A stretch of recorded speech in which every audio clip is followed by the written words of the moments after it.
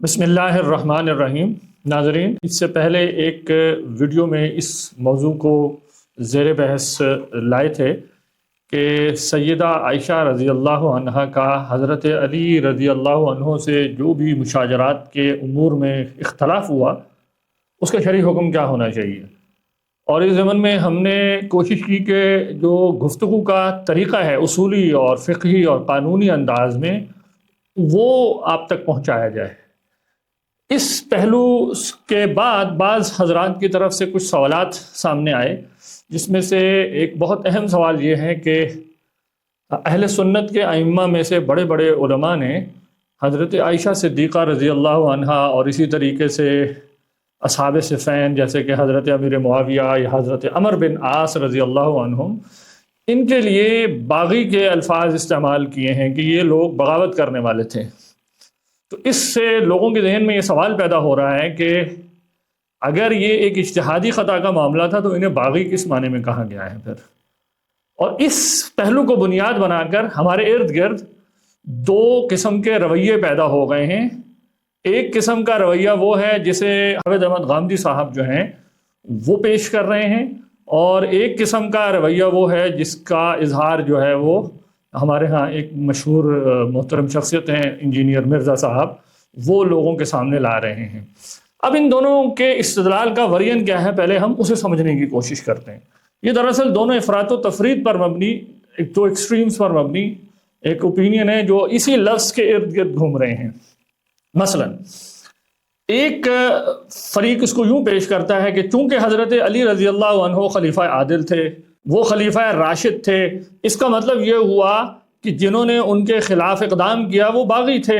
اور باغی ہونے کا مطلب گنہگار ہونا ہے، ان کے اقدام کا باطل ہونا ہے، اور لہٰذا جو ہے یہ لوگ جو ہے توبہ کرنا ان پر لازم تھی اور یہ گنہگار تھے۔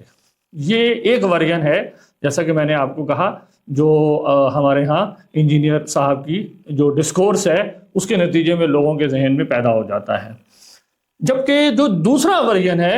وہ ایک اور محترم شخصیت ہیں جاوید احمد غامدی صاحب اور ان کے شاگرد ہیں، انہوں نے یہ ڈسکورس اور استدلال بدل کر ریورس کر کے یوں پیش کیا ہے کہ باغی کہنے کا جواز اس چیز پر مبنی ہے کہ حضرت علی رضی اللہ عنہ کی خلافت منعقد ہو گئی تھی، لیکن چونکہ ان کے خیال میں وہ خلافت ڈی فیکٹو اور ڈی جور کسی معنی میں بھی منعقد نہیں ہوئی تھی، لہٰذا ان حضرات کو باغی کہنا ہی سرے سے درست نہیں ہے۔ اور جب انہیں یہ بتایا جائے کہ اہل سنت کے موقف میں یہ بات تقریباً طے شدہ ہے کہ حضرت علی رضی اللہ عنہ کو سب ائمہ اہل سنت اس مسئلے میں مصیب کہتے ہیں، اور ان کے جو مخالفین ہیں انہیں خطا کار کہتے ہیں، اہل تاویل کہتے ہیں، تو یہ ان کی بات کو گویا ایک قسم کا جھٹک دیتے ہیں کہ اس سے تو کوئی فرق ہی نہیں پڑتا، اور ان کے استدلال کی نوعیت جو ہے وہ ہم انشاءاللہ آگے پھر کچھ واضح کریں گے۔ تو ہم آج کی اس گفتگو میں اپنے طریقے کو فالو کرتے ہوئے یہ بتانے کی کوشش کریں گے کہ ائمہ اہل سنت جب لفظ باغی کی نسبت کرتے ہیں ان حضرات کی طرف تو ان کا فریم ورک کیا ہے۔ تو جب تک ہمیں گفتگو کا طریقہ اور منہج نہیں معلوم ہوگا تو تب تک یہی غلط فہمیاں رہیں گی کہ باغی کہہ دیا تو مطلب گنہگار کہہ دیا، اور گنہگار کہہ دیا تو گناہ کی نسبت ہٹانے کے لیے پھر حضرت علی کی خلافت کے اوپر سوالیہ نشان اٹھا دیے جائیں، تاکہ صحابہ کے درمیان جو ہے وہ ہم ایک فصل نزاع ایسی کریں کہ کسی بھی فریق کو غلط کہنے کی کسی بھی معنی میں ضرورت ہی نہ پڑے۔ تو یہاں ہمارے پاس متعلقہ سوالات یہ ہیں جن پر بحث ہونی چاہیے کہ باغی کہنے کا مطلب کیا ہے۔ دوسری بات یہ کہ باغی کہنا گنہگار کہنے کے ہم معنی ہیں اہل سنت کے فریم ورک میں، اور کیا باغی کہنا اس مسئلے کے قطعی اور غیر اجتہادی ہو جانے کے ہم معنی ہے کہ یہ فروعی مسئلہ نہیں ہے، یہ تو قطعیات دین میں سے ہے۔ تو یہ بنیادی سوالات ہیں جن کو ایڈریس کرنے کی ضرورت ہے، یہ قانونی نوعیت کے سوالات ہیں۔ پھر اس کے بعد اگلا سوال یہ آتا ہے، جب آپ یہ قانونی پہلو اسٹیبلش کر لیں کہ جب اہل سنت نے مشاجرات کے اس مسئلے میں کسی ایک فریق کے لیے باغی کے الفاظ استعمال کیے ہیں تو وہ اس کا مطلب کیا ہے۔ ظاہر ہے جب تک پہلے آپ سٹیپ میں یہ نہیں بتائیں گے کہ باغی کا قانونی معنی کیا ہے اور اس کے ساتھ احکام کا وابستہ ہیں، تب تک آپ کو ان عبارات کا کوئی پس منظر واضح نہیں ہو سکے گا۔ اور جب ہمیں یہ معلوم ہو جائے کہ باقی کس معنی میں کہا گیا تو لوگوں کے ذہن میں اسی سے ریلیٹڈ ایک سوال یہ آ جاتا ہے کہ جس فعل سے جنگ ہو گئی، اختلاف اس حد تک آگے بڑھ گیا، اسے اجتہادی خطا کیسے کہہ دیں؟ تو یہ کچھ اہم سوالات ہیں جنہیں آج ہم انشاءاللہ زیر بحث لائیں گے، اور اپنے طریقے کے مطابق ہم کوشش کریں گے کہ آپ کو پہلے وہ فریم ورک بتائیں جس میں گفتگو ہوتی ہے۔ تو پچھلی نشست میں ہم نے آپ کے سامنے یہ ایک نقشہ پیش کیا تھا جس سے واضح ہوتا ہے کہ اہل سنت ان مسائل میں بحث کیسے کرتے ہیں۔ تو ہم نے آپ کو بتایا تھا کہ دینی مسائل دو طرح کے ہیں، وہ جنہیں مسائل اصولیہ یا مسائل قطعیہ کہا جاتا ہے، اور وہ جنہیں مسائل فروعیہ یا ظنیہ یا مجتہد فی وغیرہ کہا جاتا ہے۔ مسائل اصولیہ یا قطعیہ وہ ہیں جس میں حق صرف ایک ہوتا ہے اور اسی حق تک پہنچنے والا عند اللہ گناہ سے بری ہوتا ہے اور اپنے حق کو ادا کرنے والا ہوتا ہے، اور ہر وہ شخص جو اس رائے سے الگ کھڑا ہے وہ گنہگار ہے، آثم ہے، اور وہ گناہ یا تو ایسا ہوگا کہ انسان ہمیشہ کے ابدی عقاب کے خطرے میں ہے اور یہ کفر کی کیفیت ہے، اور یا وہ ایسی غلطی ہے کہ اس کے نتیجے میں موقت عقاب کا خطرہ ہے۔ پہلی قسم کے لیے علماء جو الفاظ اپنی لٹریچر میں استعمال کرتے ہیں وہ کہتے ہیں کہ اس شخص کا یہ فعل باطل ہے بمعنی کفر، یعنی ہمیشہ کے عذاب کا مستحق ہے۔ خدا نخواستہ اگر کوئی شخص محمد صلی اللہ علیہ وسلم کی نبوت کے اوپر سوالات کھڑے کرے اور کہے میں دلائل سے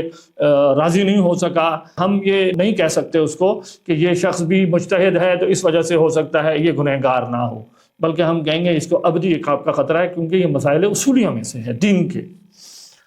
اور بعض مسائل ایسے ہوتے ہیں جس میں باطل کا لفظ جو ہے وہ بمعنی کفر نہیں ہوتا بلکہ بمعنی فسق ہوتا ہے یا بمعنی بدعت ہوتا ہے۔ تو یہ لینگویج باطل کی ان مفہوم میں استعمال ہوتی ہے مسائل اصولیہ میں، مسائل قطعیہ میں، جس میں بس ایک ہی رائے درست ہوتی ہے، باقی سب لوگ غلط ہوتے ہیں ان معنی میں کہ وہ گنہگار ہوتے ہیں۔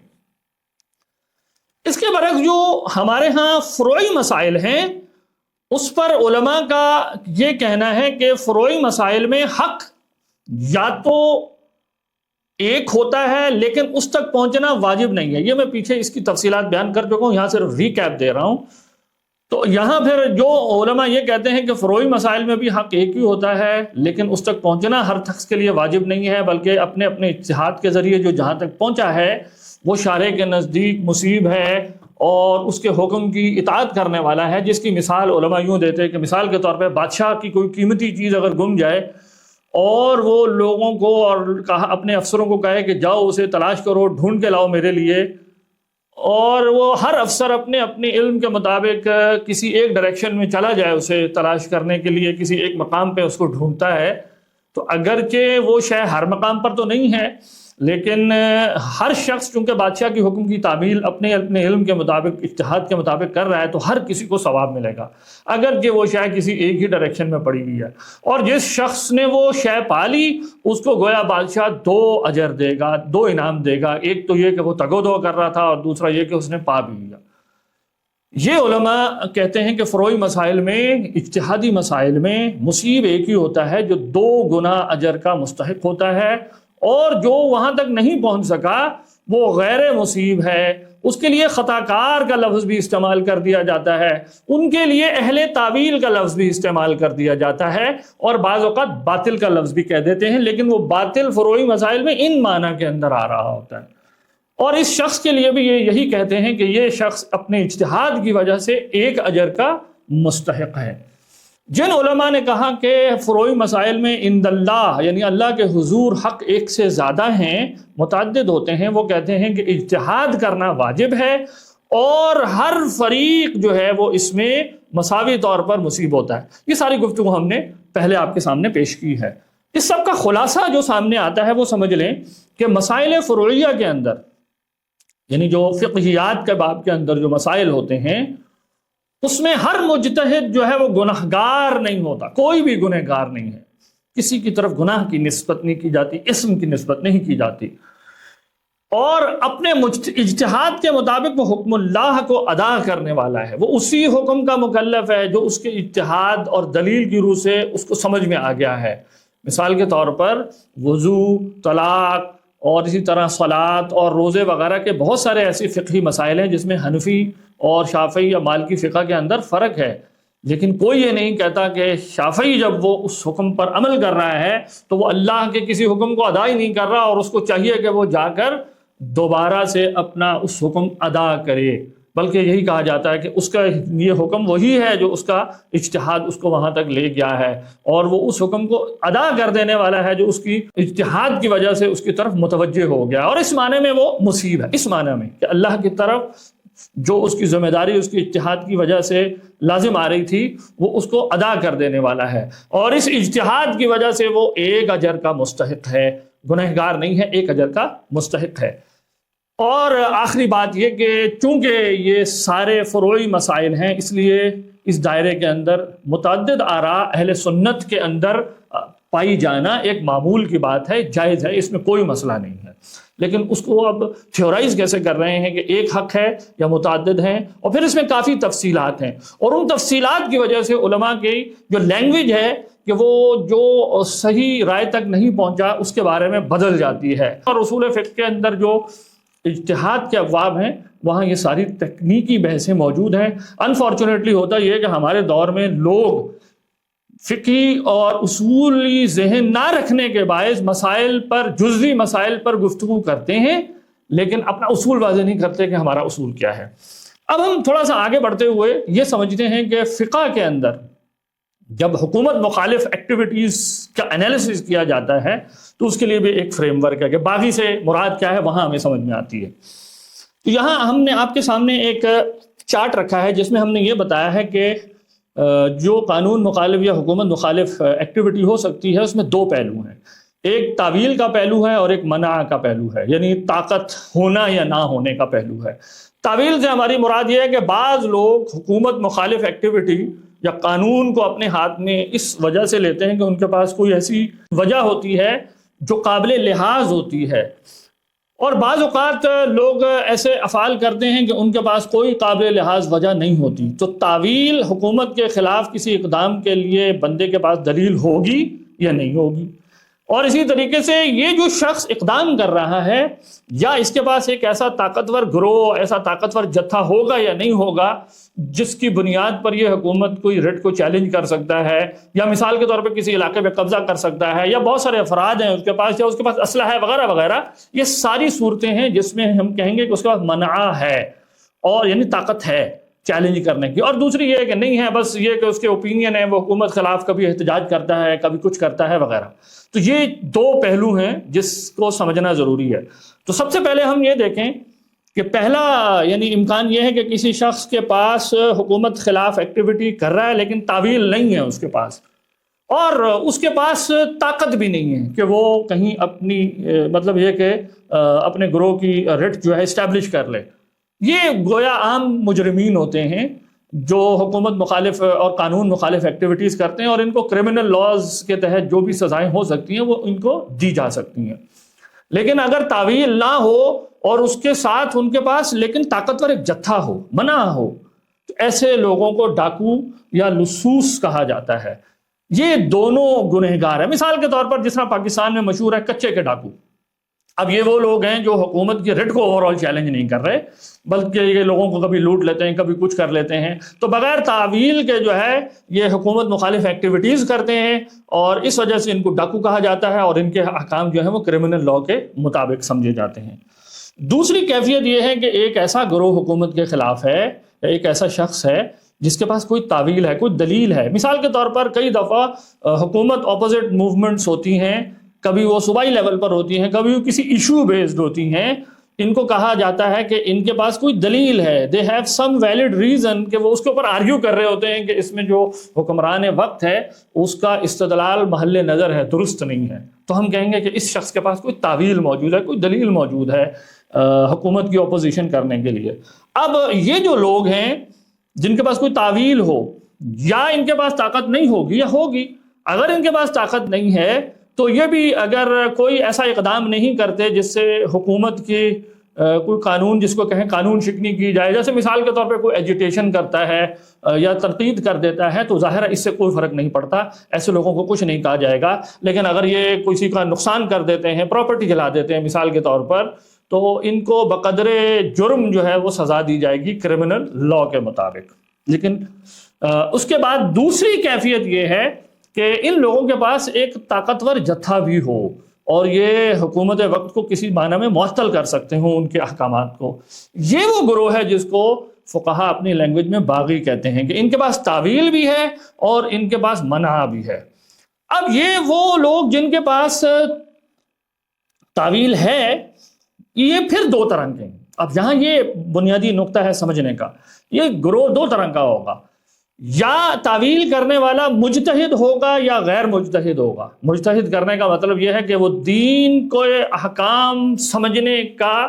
اہل ہے کہ احکام کیسے مرتب ہوتے ہیں دلائل کی بنیاد پر. پھر وہ خدا خوفی رکھنے والا انسان ہے اور اس قانون پر عمل کرنے والا انسان ہے ان پرنسپل، لیکن اس کو حکمران وقت سے کسی بنیاد پر کسی دلیل کی وجہ سے اختلاف ہو گیا ہے. اب یہ مجتہد ہے. اس کے مقابلے میں ایک غیر مجتہد آدمی ہے، وہ اس لائق نہیں ہے لیکن وہ حکومت مخالف ایکٹیویٹی میں کھڑا ہو گیا ہے اور بالکل کمزور قسم کی باتوں کی بنیاد پر ایک ضد کر رہا ہے. تو اس کو ہم کہیں گے کہ یہ تعویل کرنے والا غیر مجتہد ہوگا یا مجتہد ہوگا. اگر تعویل کرنے والا غیر مجتہد ہے اور اس کے پاس طاقت نہیں ہے تو یہ ایک عام مجرموں کی طرح ہے، اس کو بھی گنہگار کہا جائے گا. اور اگر یہ ایک طاقتور جتھے کی صورت میں ہے اور حکومت کو جو ہے وہ رٹ کو چیلنج کر رہا ہے تو اس کو بھی گنہگار کہا جائے گا. یہ باغی کی وہ قسم ہے جو لازماً گنہگار ہے. لیکن اگر وہ شخص مجتہد ہے، جیسے میں نے کہا قانون کو سمجھنے والا ہے، خدا خوفی رکھنے والا ہے ان پرنسپل،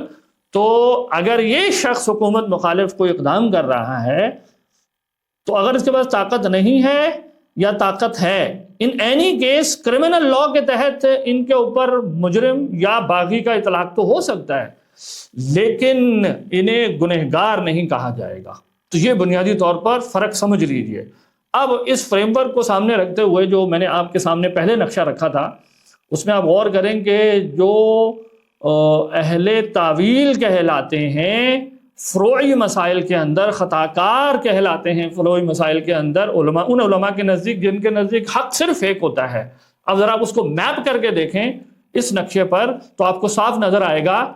کہ ایک شخص باغی ہوتے ہوئے بھی غیر عاصم ہو سکتا ہے. کرمنل لا دنیاوی قانون کے اعتبار سے اس کو آپ یہی کہیں گے کہ اطاعت سے نکل گیا ہے لیکن گنہگار نہیں ہے، کیونکہ اس کے پاس کوئی ایسی دلیل موجود ہے جس کی بنا پر یہ سمجھتا ہے، یہ ویلڈلی یہ سمجھتا ہے کہ اس کی طرف کوئی حکم اللہ متوجہ ہو گیا تھا اور اس کے لیے یہ نکلا ہے. لیکن دنیا کے قانون کے اعتبار سے، قضاء کے اعتبار سے اس کے اوپر یہی کہا جائے قانون توڑنے والا ہے، باقی کہہ دیں گے. لیکن باقی کہنے کے باوجود علماء اس کو گنہگار نہیں کہیں گے. تو اب آپ دیکھیں کہ تعویل، اجتہاد یہ جب جمع ہو جائیں اور پھر حکومت مخالف کو ایکٹیویٹی ہو تو علماء باقی کہنے کے باوجود اسے گنہگار نہیں کہیں گے. یہاں سے ہمیں یہ بات سمجھ میں آ جاتی ہے کہ جو لوگوں کو کنفیوز کر رہی ہے کہ باقی کہہ دیا تو مطلب گنہگار ہوگا، جبکہ فقہ کی لینگویج میں ایسے ہے ہی نہیں. یعنی حکومت مخالف اقدام ہے، جتھا بھی ہے، پھر اس کے بعد دیکھیں گے تعویل ہے یا نہیں ہے، پھر تعویل کرنے والا مجتہد ہے یا نہیں ہے. یہ سارے سٹیپس جب کلیئر ہوں گے اس کے بعد جا کے کوئی اس کے اوپر شرعی حکم مرتب ہوگا گناہ یا ثواب کا. اب یہ سمجھنا آسان ہو گیا کہ جب علماء اہل سنت حضرت عائشہ صدیقہ رضی اللہ عنہ یا حضرت امیر معاویہ رضی اللہ عنہ یا حضرت عمر بن عاص جو بھی صحابہ جو ہے وہ حضرت علی رضی اللہ عنہ کے ساتھ مشاجرات کے باب میں ان کا اختلاف ہوا ہے، ان کو باغی کس مفہوم میں کہتے ہیں؟ تو باغی اصل میں ان کو اطاعت سے نکل جانے والے مفہوم میں کہتے ہیں. بنیادی طور پر اختلاف اس میں ہو گیا کہ حضرت عثمان غنی رضی اللہ عنہ کا جب قتل کر دیا مخالفین نے، ان کو شہید کر دیا، تو یہ کوئی معمولی واقعہ نہیں تھا. ظاہر ہے جو ہے وہ سلطنت کی جو ٹاپ پوزیشن ہے اس کو کسی نے ٹاپل کر دیا ہے. تو ایک رائے یہ تھی کہ ان سے فوراً قصاص لیا جانا چاہیے تاکہ ایسے لوگوں کو سبق پہنچا دیا جائے. جبکہ حضرت علی رضی اللہ عنہ کی رائے یہ تھی کہ اس وقت حالات ایسے نہیں ہیں کہ ہم فوری طور سے ان سے قصاص لیں، ہم ان سے قصاص لیں گے لیکن تھوڑا سا آگے چل کے لے لیں گے. It is the right time کو پہلے ہم اپنے آپ کو اسٹرینتھن کر لیں. اب یہ دو اجتہادی قسم کی آراء تھیں، اس لیے علماء اس کو فروعی مسائل میں سے لکھتے ہیں.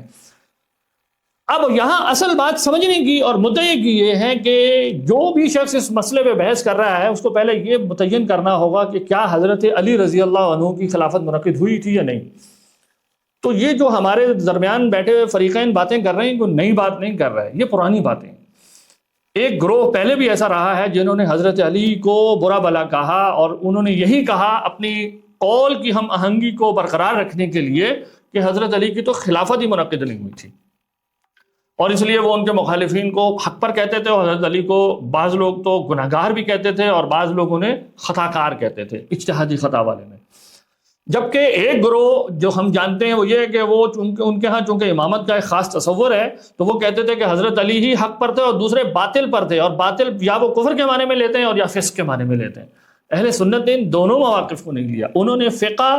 اور قانون اور اصول سب کو اس طرح سے دیکھا ہے کہ مسئلہ بالکل واضح ہے۔ تو اہل سنت کا تو یہ اجماعی موقف ہے۔ آپ علم کلام کی کوئی کتاب اٹھا لیں، اس میں یہ بحث ہے کہ خلفائے راشدین جو 4 ہیں ان کی خلافت منعقد ہو گئی تھی، وہ حضرت ابو بکر سے شروع کرتے ہوئے حضرت علی تک آتے ہیں۔ یہ ایک بات کی بحث ہے کہ کیا ہر خلیفہ کی جو خلافت ہے وہ ایک جیسی شان و شوکت کی حامل تھی یا نہیں، یہ ایک سیکنڈری بحث ہے، یہ تو بات کی بحث ہے۔ سوال یہ کہ کیا قانونی طور پر وہ خلافت منعقد ہو گئی تھی یا نہیں، تو حضرت علی کی خلافت کے بارے میں اہل سنت کا یہی موقف ہے کہ وہ منعقد ہو گئی۔ تو جب وہ منعقد ہو گئی تھی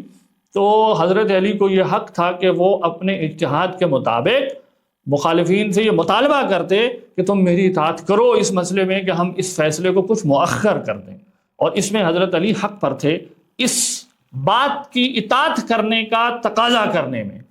کیونکہ اگر حضرت علی کے بارے میں کوئی یہ کہتا ہے کہ ان کی خلافت منعقد ہی نہیں ہوئی، تو سوال پیدا ہوگا کہ حضرت علی پھر کس حیثیت سے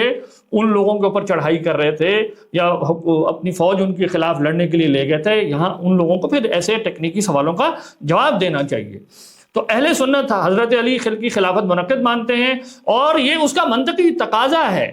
کہ وہ اس مجتہد فی مسئلے میں اطاعت کا مطالبہ کرتے۔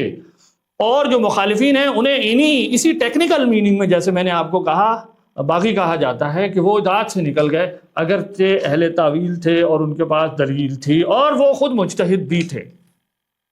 پھر چونکہ یہ مسئلہ میں نے جیسے کہا مجتہد فی ہے، یہ مسئلہ فی نفسی ہی مجتہد فی ہے، فروعی ہے، یہ کوئی دین کے قطعیات میں سے نہیں ہے۔ اور حضرت عائشہ، حضرت طلحہ، حضرت زبیر، حضرت امیر معاویہ، یہ سب حضرات اہل اجتہاد میں سے شمار کیے جاتے ہیں، یہ کوئی معمولی شخصیات نہیں تھے، ان کی سیاسی بصیرت بڑی غیر معمولی تھی۔ حضرت عائشہ صدیقہ رضی اللہ عنہا مثال کے طور پہ آپ لیں، دین کے کئی امور جو ہیں وہ ان سے فقہا نے لیے ہیں۔ اسی طریقے سے حضرت طلحہ، حضرت زبیر جو ہیں، یہ کئی ایسے لوگ ہیں جو اصحاب عشرہ میں سے شمار ہوتے ہیں، جن کی زندگی میں ہی حضور نے یہ بشارت دے دی کہ یہ جنتی لوگ ہیں۔ تو یہ بڑے غیر معمولی لوگ تھے جو دوسری طرف بھی تھے۔ تو یہ بھی چونکہ اہل اجتہاد میں سے تھے، اس لیے کہا جائے گا، اور یہی کہا ہے کہ اجتہاد کرنے کا چونکہ یہ حق رکھتے تھے، اور جس مسئلے کو انہوں نے ویلڈ سمجھا کہ فوری طور پر یہ ضروری ہے کہ یہ قصاص لیا جائے، کہیں ایسا نہ ہو کہ باغی جو ہیں وہ پوری سلطنت کو تلپٹ کر دیں اور اس پر قبضہ کر لیں اور ہم کسی پوزیشن میں ہی نہ رہیں، اس لیے ان کی فوری طور پر بے کنی کر دی جانی چاہیے۔ یہ بھی ایک ایسی بات تھی جو قابل لحاظ ہے، اور شرعی دلائل کی بنا پر وہ اسے اپنی طرف متوجہ سمجھتے تھے اس حکم کو، اور اس کی یعنی وہ بالادستی کے لیے، قانون ہی کی ایک اور پہلو سے بالادستی کے لیے وہ لوگ باہر نکلے تو وہ کہتے ہیں اس کا ان کو بہرحال ایک پہلو سے اجتہاد کرنے کا اجر ملے گا۔ دیکھیں میں نے آپ کو بتایا مجتہد ہوتا ہی وہ ہے جو قانون جانتا ہے، خدا خوفی رکھتا ہے اور قانون پر عمل کرنے والا ہوتا ہے۔ مجتہد بائی ڈیفینیشن ہے یہ، جو نہ قانون جانتا ہے، نہ خدا خوفی رکھتا ہے، نہ قانون پر عمل کرنے والا، وہ مجتہد ہے ہی نہیں۔ تو یہ ان حضرات کے مجتہد کہنے کا مطلب یہ ہے کہ ان کو یہ ڈسکاؤنٹ لازماً ملے گا۔ اور یہ بات بھی یہاں ایک بات سمجھ لیں کہ کسی چیز کا قضاءً اور دیانتاً حکم فرق ہوتا ہے۔ قضاءً کا مطلب یہ ہوتا ہے کہ عند القاضی، کورٹ میں جب کوئی معاملہ جاتا ہے تو ظاہر ہے کورٹ میں قاضی نے تو ایک پوزیشن لینی ہے، اور ایک ہوتا ہے دیانتاً، عند اللہ اس کا کیا حکم ہے۔ تو یہ فروعی مسائل میں بالکل ممکن ہے کہ ایک فیصلہ قاضی کی روح سے جب وہ نافذ کر دیا جائے تو مخالف فقہ والا بھی کہے گا کہ یہ ایز اٹ از ہے، اس کی مخالفت نہ کرو، اگرچہ وہ یہ بات سمجھتا ہو دیانتاً کہ اللہ کے حضور میرے نزدیک یہ درست رائے نہیں ہے، میرے اجتہاد کے اگرچہ خلاف ہے، تو یہ بالکل ممکن ہوتا ہے۔ تو کہنا میں یہ چاہ رہا ہوں کہ ہمارے فریم ورک کی ڈیپتھ یہ ہے کہ وہ ان چیزوں کو بھی انالائز کرتا ہے۔ مثال کے طور پر شافعی فقہ کے اندر صبی جو ممیز ہے، صبی ممیز ایسا بچہ ہوتا ہے جو مثال کے طور پہ 6-7 سال کا ہو جاتا ہے، اور وہ چیزوں کو سمجھنا شروع ہو جاتا ہے، ڈفرینشیٹ کرتا ہے، ان میں تمیز قائم کرتا ہے۔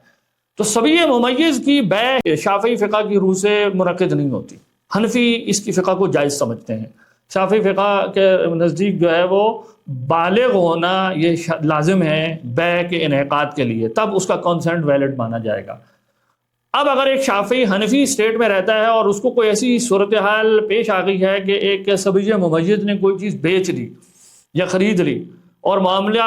جھگڑے کی وجہ سے کورٹ میں چلا گیا اور وہاں حنفی قاضی بیٹھا ہے اور وہ کہے کہ یہ بیع منعقد ہو گئی ہے،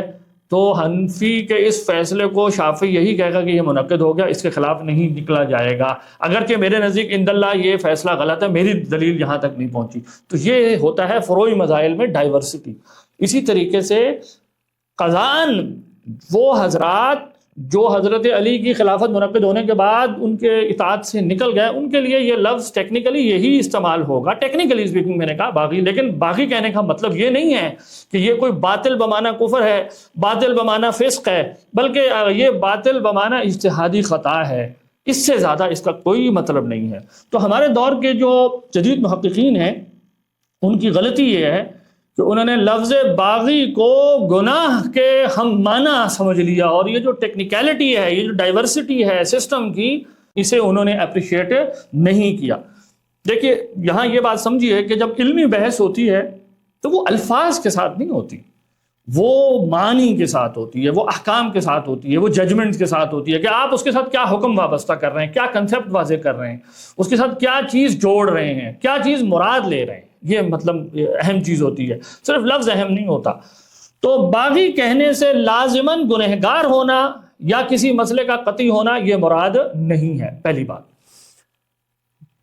چونکہ ہم کسی فعل کی جو ظاہری صورت ہے اس کے اعتبار سے، یعنی طاعت سے نکل جانا، خلیفہ وقت کی طاعت سے نکل جانا، اس کو بھی قانونی طور پر باغی کہہ دیتے ہیں، لیکن یہ گناہ کے ہم معنی نہیں ہے۔ تو اس وجہ سے ہم یہ سمجھتے ہیں کہ جو بھی لوگ یہ گفتگو کر رہے ہیں ان سے سوال یہ کرنا چاہیے کہ آپ کیا حضرت عائشہ کو فاسق کہہ رہے ہیں، انہیں گنہگار کہہ رہے ہیں؟ اگر آپ یہ بات کہہ رہے ہیں تو کھل کے کہہ رہے ہیں۔ اگر وہ یہ کہے کہ نہیں میں گنہگار نہیں کہہ رہا، فاسق نہیں کہہ رہا، تو ہم کہیں گے کہ اس کے بعد اب وہ جو بھی گفتگو کر رہا ہے وہ لفظی ہیر پھیر ہے، تھیورائزیشن ہے، وہ یوں کر لے یا وہ کر لے، آخر میں at the end of the day اس سے کوئی فرق پڑے گا نہیں، کیونکہ گنہگار نہ کہہ کے اس نے خود ہی مان لیا کہ مسئلہ فروعیات دین میں سے ہے، قطعیات دین میں سے نہیں ہے۔ اسی وجہ سے اب ہم کہتے ہیں کہ جو لوگ حضرت علی رضی اللہ عنہ کو خطا پر کہتے ہیں تو انہیں بتانا چاہیے کہ کیا حضرت علی کی خلافت کو وہ منعقد سمجھتے ہیں یا نہیں۔ دیکھیں یہاں یہ کوئی جواب نہیں ہوگا کہ خود صحابہ میں اختلاف ہو گیا، بات صحابہ کی نہیں ہے، بات یہ ہے کہ آپ ایز اے مجتہد اس کے بارے میں کیا حکم لگا رہے ہیں کہ کون سے فریق کی کیا وہاں پر آپ کے نزدیک ججمنٹ ہے۔ ہمارے دور میں اگر دو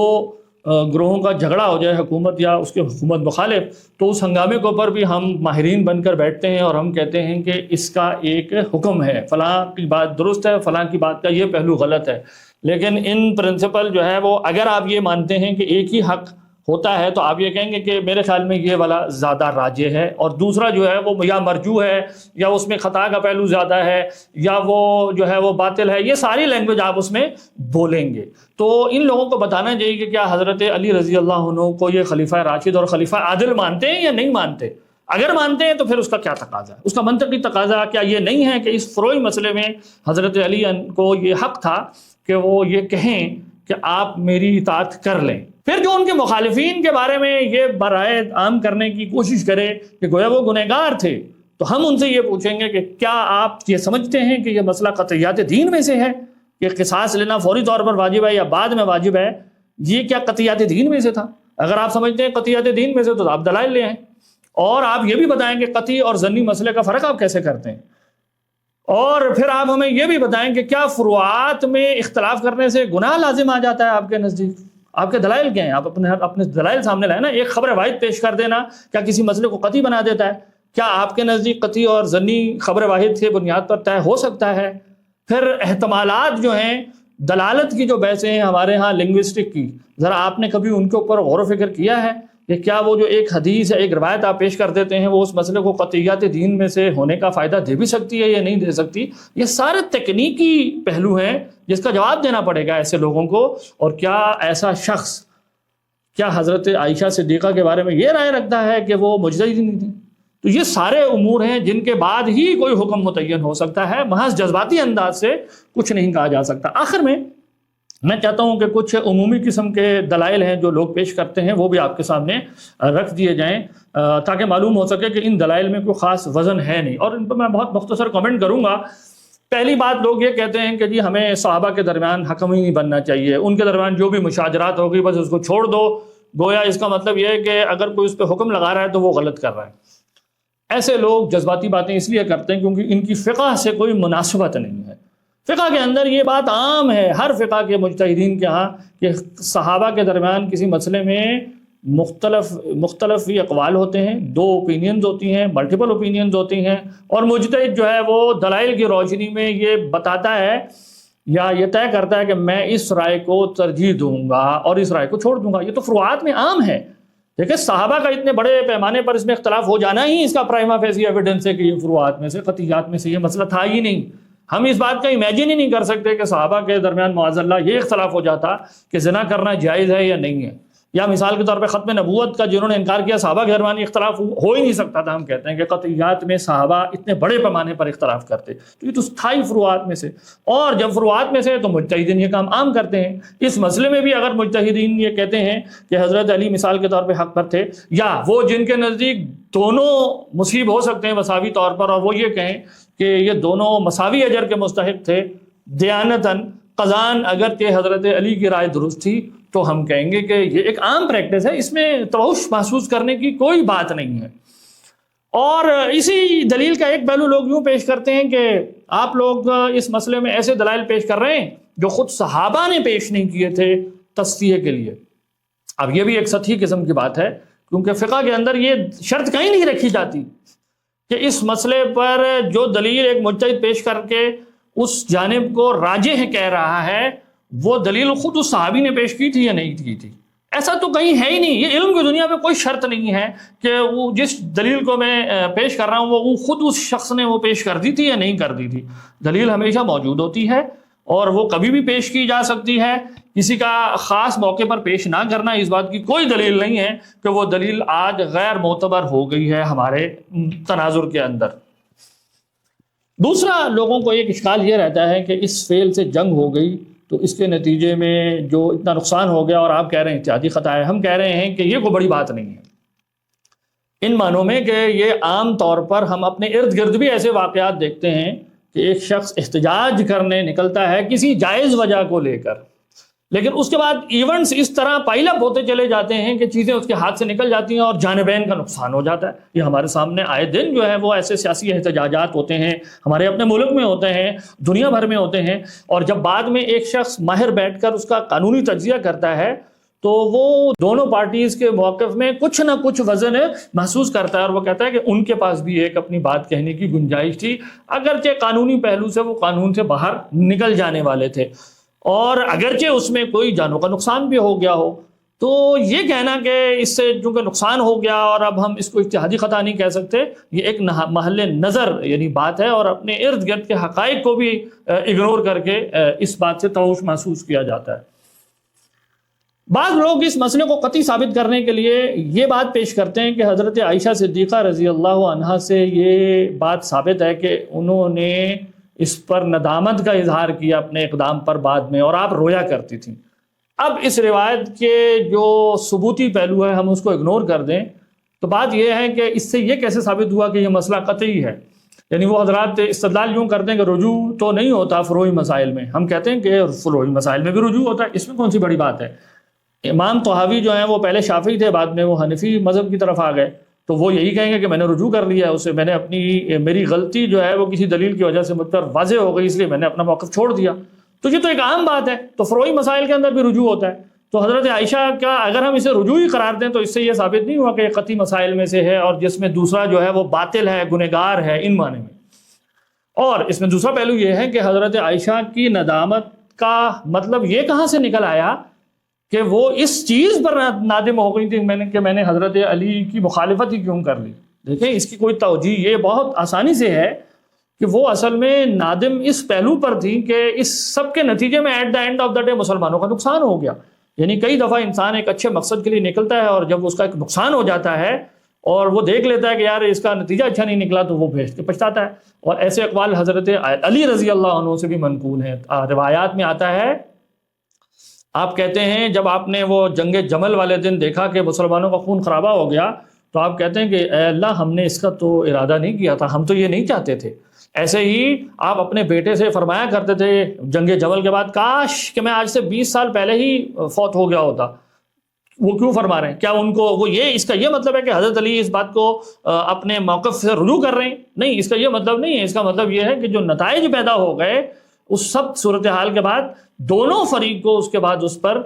ایک پشیمانی تھی کہ اگرچہ ہماری نیت اچھی تھی لیکن at the end of the اس سے نقصان ہو گیا. تو یہ کہنا کہ حضرت عائشہ نے چونکہ رجوع کر لیا اس کا مطلب ہے یہ قطعیات دین کا مسئلہ ہے، انہوں نے توبہ کر لی تھی، یہ ایک ایسی بات ہے کہ آپ ایک بات کو وہ معنی پہنا رہے ہیں جو اس کے اندر قطعی طور پر موجود نہیں ہے، بلکہ بآسانی اس کی دوسری توجیہ بھی کی جا سکتی ہے. ایک آخری بات، بعض لوگ یہ کہتے ہیں کہ ہمیں لفظ باغی کہنے ہی سے اجتناب کرنا چاہیے. ہم کہتے ہیں کہ اگر حکمت عملی کے طور پر کوئی یہ کرنا چاہتا ہے تو اس میں کوئی حرج نہیں ہے کہ عوام اگر اس کو غلط انٹرپریٹ کر لیتے ہیں عام طور پہ تو ہم اس لفظ کو چھوڑ سکتے ہیں، ہم مصیب کے جگہ غیر مصیب اور اس طرح کے ہلکے الفاظ استعمال کر لیں اور معنی آخر میں سب کا وہی ہے. جیسے میں نے کہا جب آپ گناہ کی نسبت نہیں کر رہے تو اس کے بعد سب باتوں کا ایک ہی مطلب ہے. لیکن یہ ان معنی میں کوئی علمی چیز نہیں ہے کہ ہم کہیں کہ ہمیں باغی نہیں کہنا چاہیے، کیونکہ یہ گویا کوئی علمی پیچیدگی پیدا کر دیتا ہے. جو علم کے ماہرین ہیں وہ الفاظ سے توش محسوس نہیں کرتے، وہ جانتے ہیں اس کا کیا ہے. اگر آپ ایک لفظ کو کہنا بھی چھوڑ دیں گے تو بات یہ کہ وہ ہماری روایات ہماری کتابوں کے اندر تو موجود ہے نا،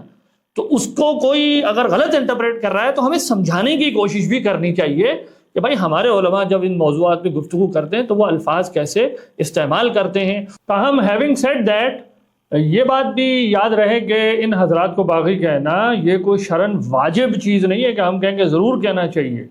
یہ جیسا کہ میں نے آپ کو کہا قضاء کے باب کی ایک چیز ہے کہ جب کوئی مسئلہ ایک فقہی اعتبار سے بیان ہوگا تو اس کے اندر یہ لینگویج آ جائے گی. یہی وجہ ہے کہ آپ دیکھیں کہ جب ہمارے علماء ایسی کوئی بات دیکھتے ہیں تو ساتھ یہ بھی بیان کرتے ہیں کہ یہ اجتہادی خطا کا معاملہ ہے. آپ علم کلام کی کوئی بڑی کتاب اٹھا کر دیکھ لیں، ہمارے ڈسکورس میں سب یہ بات لکھتے ہیں کہ یہ سب ان معنوں میں مصیب تھے کہ یہ اجتہادی خطا کرنے والے تھے. اس سے زیادہ اور کوئی نسبت ان کی طرف نہیں کی جاتی، انہیں اہل تعویل کہا جاتا ہے. تو یہ پہلو بھی ہمیشہ مد نظر رکھنا چاہیے باغی کہنے کے اعتبار سے. امید کرتے ہیں کہ اس پوری گفتگو سے یہ واضح ہو گیا ہوگا کہ سیدہ عائشہ رضی اللہ عنہا کے حضرت امیر معاویہ کے لیے جب باغی کا لفظ استعمال کیا گیا ہماری کتابوں کے اندر تو اس کا مطلب کیا تھا اور کیا نہیں تھا. والسلام علیکم.